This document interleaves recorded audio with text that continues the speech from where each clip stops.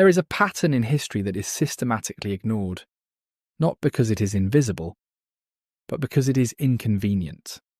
From the first empire of ancient Akkad onward, the history we are taught follows the same type of order: centralized, expansive, hierarchical. A system that grows through force, legitimizes itself through divine mandate, and leaves behind monumental traces and deep wounds. This system is not merely dominant, it is aggressively self-affirming. It builds monuments to itself, writes laws in its own name, and records history from its own point of view. But history is not made only by those who shout. Alongside this model, again and again, another kind of order appears, quieter, more stable, built for the long run rather than short bursts of dominance.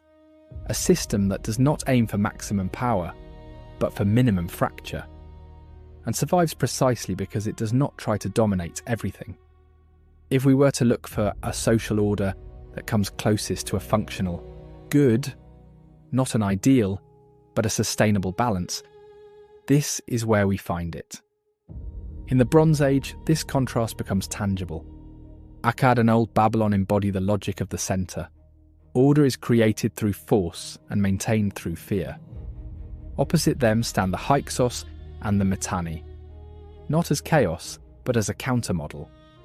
A system that proves it is possible to rule without permanent occupation, to maintain order without erasing identity, and to manage diversity without violent homogenization. This is not weakness, it is a higher level of organization. And here we reach the problem. The history we inherit almost exclusively follows the line of the center. Akkad, Babylon, Assyria, Rome, the Holy Roman Empire, the British Empire. The same pattern, the same logic, the same cost, only scaled up. The alternative appears on the margins and is almost always portrayed as a threat, a deviation, or primitiveness. Not because it is, but because it does not fit. This peripheral order does not rely on territory, but on oath. Not on bureaucracy, but on mutual obligation. Not on monumentality, but on memory. And that is precisely why it is dangerous. A system that does not require the constant presence of a centre cannot be easily broken. A system that does not impose identity does not produce rebellion. A system that does not demand absolute control does not exhaust itself. The centre never learned this. That is why the traces of this order are not merely scarce. They are often deliberately erased. And what it cannot erase, it demonizes. In the texts of the centre, the peoples of the margins are described as wild and threatening. Their systems are not presented as different, but as an absence of order. Yet the paradox is stark.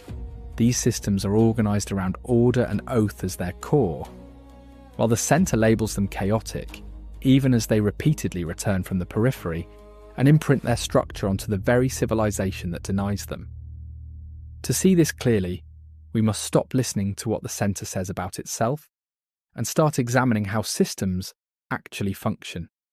Take Akkad and Babylon as measures of central logic, and Mitanni as a measure of the alternative. In the centre, power flows from the top down. The ruler governs by divine permission. When the ruler falls, order collapses. The system is strong, but brittle. In the alternative, order exists before the ruler. The king is its guardian, not its source. The oath is foundational. When the oath is broken, the system collapses, not as a failure, but as a correction.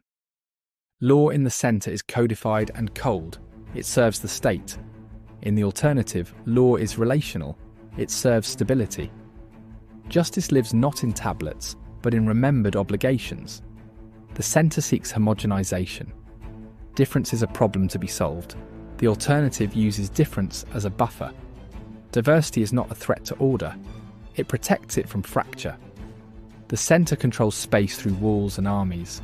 It is expensive, rigid, and provokes resistance. The alternative controls relationships. Mobility and loyalty replace permanent occupation. Less force, greater effect. And most importantly, for the centre, order is a project, something that must be constantly imposed. For the alternative, order is a reality to which the ruler must adapt. When he fails, he is removed, and order remains. These are not two equally flawed systems. One repeatedly produces collapse. The other is designed to avoid it. Its last clearly visible historical expression appears in the Tatars, not as an ethnic label, but as carriers of the same social logic. And when the centre cannot destroy them, it turns them into a myth, a menace, or an empty name. Yet this spirit does not end there.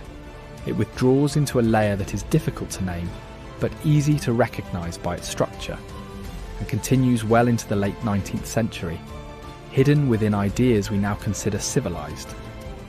So the question is not whether these were the same people. The question is this: are we witnessing the same alternative idea of order reappearing throughout history?